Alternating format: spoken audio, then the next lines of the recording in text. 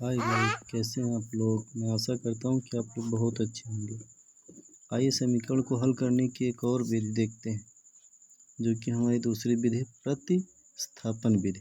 इस प्रतिस्थापन विधि से हम समीकरण को हल करेंगे।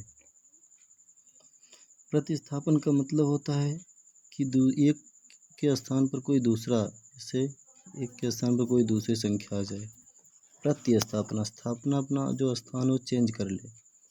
जैसे पहला समीकरण हमारा x प्लस वाई बराबर 5, ये समीकरण 1, और दूसरा समीकरण x माइनस वाई बराबर 7, ये समीकरण 2 है।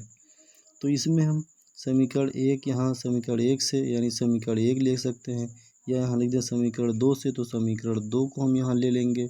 इसमें x फ्री करके हम समीकरण 3 बनाते हैं। जो हमारी प्रतिस्थापन विधि है, इस विधि में हम समीकरण 1 से या समीकरण 2 से, यहाँ पर हम कोई भी ले सकते हैं। समीकरण 1 से लेंगे तो समीकरण 1 जो है उसको हम यहाँ नीचे उतारेंगे, और समीकरण 2 से लेंगे तो समीकरण 2 को नीचे उतारेंगे। तो हमने यहाँ पर समीकरण 1 को लिया है। तो समीकरण 1 से x प्लस वाई बराबर 5, तो हमने समीकरण 1 को यहाँ उतारा है।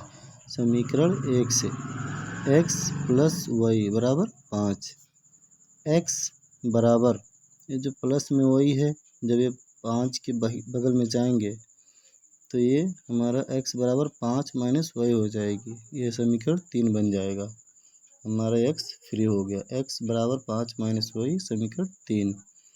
अब ये जो x का मान निकल कर आया है, ये x का मान समीकरण 2 में रखने पर, यदि हम समीकरण 1 लेंगे यहाँ पर, तो x का जो मान निकल कर आएगा वो समीकरण 2 में रखेंगे, और समीकरण 2 लेंगे तो x का मान जो निकल कर आएगा उसको समीकरण 1 में रखेंगे। तो हमने समीकरण 1 लिया है, तो इस तरीके से x का मान हम समीकरण 2 में रखेंगे।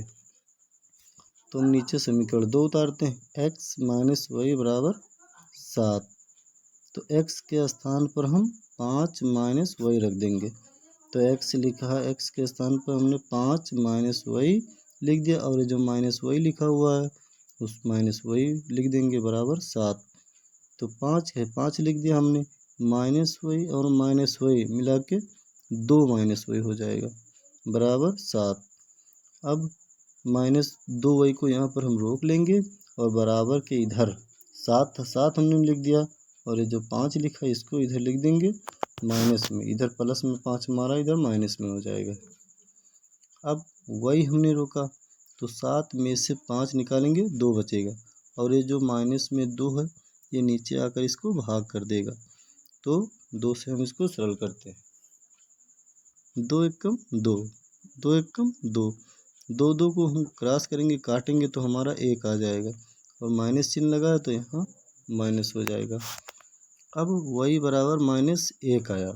y फाइनली y का मान हमारा निकल कर आ गया है। y बराबर -1। अब y का मान समीकरण 3 में रखने पर, जो y का मान यहाँ पर निकल कर आता है उसको हम समीकरण, ये जो 3 निकल कर आया था उस समीकरण में हम रख देंगे, और फिर हमें x का मान मिल जाएगा। तो y बराबर, y का मान समीकरण 3 में रखने पर x बराबर 5 माइनस वाई, तो x बराबर 5 है तो यहाँ 5 लिख देंगे, माइनस है तो माइनस लिख देंगे। अब y का मान यहाँ पर -1 है, तो y के स्थान पर हम -1 रख देंगे।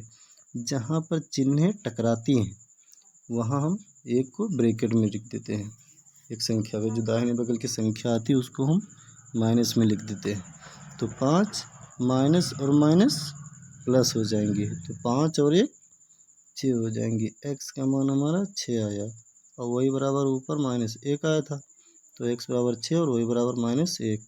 फाइनली यही दोनों हमारे इस समीकरण के, जो भी समीकरण पूरा दिया था उसका फाइनली आंसर है। मैं आशा करता हूँ कि आप लोगों के समझ में आया होगा। हमारे इस चैनल को लाइक, सब्सक्राइब और कमेंट ज़रूर करें। धन्यवाद।